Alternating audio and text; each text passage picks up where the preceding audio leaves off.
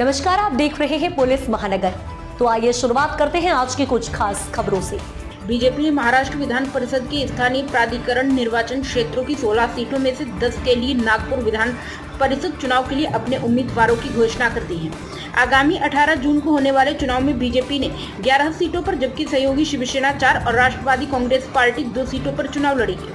Party ने नागपुर स्थानीय प्राधिकरण क्षेत्र के उपचुनाव के लिए डॉक्टर राजीव पोतदार को उम्मीदवार बनाया है। इसके अलावा बीजेपी ने विधान परिषद चुनाव के लिए जिन 10 उम्मीदवारों की घोषणा की है, वो सभी न केवल अपने अपने क्षेत्रों के मजबूत नेता हैं, बल्कि पार्टी में भी उनका कद काफी मजबूत माना जाता है। हालांकि इनमें कुछ ऐसे नेताओं का नाम भी शामिल है जो पार्टी से बाद में जुड़े थे और बीजेपी ने उन पर भरोसा जताया।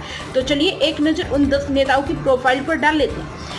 अनिल लखानी सबसे पहला नाम सुप्रिया सुले के होने वाले समधी अनिल लखानी का है, जो वर्धा चंद्रपुर गढ़चिरौली से मैदान में। लखानी के बेटे की शादी शरद पवार की बेटी सुप्रिया सुले की बेटी रेवती से होने वाली है। बता दें कि अनिल लखानी उद्योगपति परिवार से लंबे समय से बीजेपी से जुड़े हैं, संगठन में सक्रिय भूमिका में रहे और बीजेपी कार्यकारिणी में महाराष्ट्र के सह कोषाध्यक्ष। वो उद्योगपति की पार्टी से जुड़ने में माहिर है। अविनाश ब्राह्मणकर दूसरा नाम भंडारा गोंदिया से अविनाश ब्राह्मणकर का है। अविनाश ब्राह्मणकर विदर्भ से ताल्लुक रखते हैं और भंडारा जिले से हैं। बीजेपी ने 2024 में कांग्रेस के दिग्गज नेता नाना पटोले के सामने विधानसभा में टिकट दिया था, लेकिन वो चुनाव हार गए थे। अब विधान परिषद में नई जिम्मेदारी दी गई है, उन्हें मंत्री पद मिल सकता है। अविनाश ब्राह्मणकर सीएम फडणवीस के करीब होने के कारण पार्टी में अविनाश का कद मजबूत माना जाता है। विदर्भ में पार्टी को मजबूत करने में इनकी सक्रिय भूमिका है।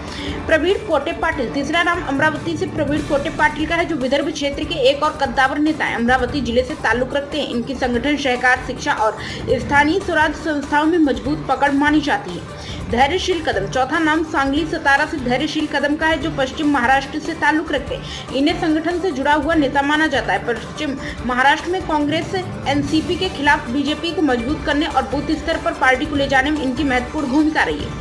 राजेंद्र राउत सोलापुर से है, जो पश्चिम महाराष्ट्र की सोलापुर जिले से आते हैं। इनकी पहचान प्रभावशाली क्षेत्रीय नेता और किसान नेता के तौर पर है। प्राजक्त तनपुरे छठा नाम अहमदनगर के प्राजक्त तनपुरे का है। प्राजक्त तनपुरे शरद पवार के करीबी रहे हैं। सुहास सिरसाट सातवां नाम छत्रपति संभाजी नगर जालना से सुहास सिरसाट का है, जो मराठावाड़ा क्षेत्र से ताल्लुक रखते हैं। सुहास को राजनीतिक हलकों में ओबीसी चेहरे के रूप में देखा जाता है। अंबरनाथ नांदेड़ शहर से कमेटी के अध्यक्ष रहे और बाद में बीजेपी में शामिल हो गए। 10वां नाम जलगांव से नंदकिशोर महाजन का है, जो उत्तर महाराष्ट्र के जलगांव से ताल्लुक रखते हैं। जमीनी संगठन, कार्यकर्ता, स्थानीय स्वराज संस्थाओं में मजबूत पकड़। जलगांव जिला परिषद का चुनाव बीजेपी की टिकट से जीता था। नंदकिशोर महाजन राज्य के कैबिनेट मंत्री गिरीश महाजन के करीब भी माने जाते हैं। अब तक की खबरों में बस इतना ही। ऐसे ही खबरों के लिए बने रहें हमारे साथ। तब तक के लिए नमस्कार।